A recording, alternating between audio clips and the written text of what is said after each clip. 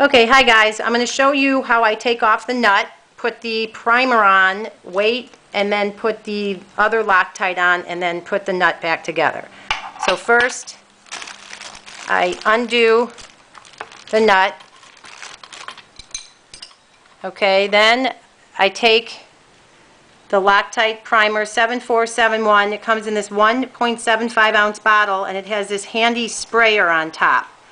So then what I do is I get rid of the residue. There's sometimes glue residue from because they did put it on. So I clean off the bolt.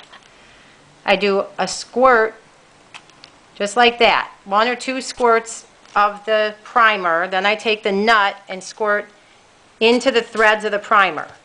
Then I just let it sit for about anywhere from 10, 15, 20 seconds, somewhere in there. Let it dry a little. So we'll just wait for that.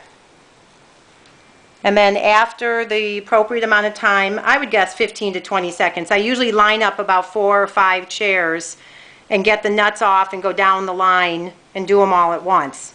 So then once that's dry, all I do is I take the Loctite 271, which I believe you said is now 263 in China, and I take it and I put a little line, just one little dab. You can see that. That's all it is kind of one drop onto the nut.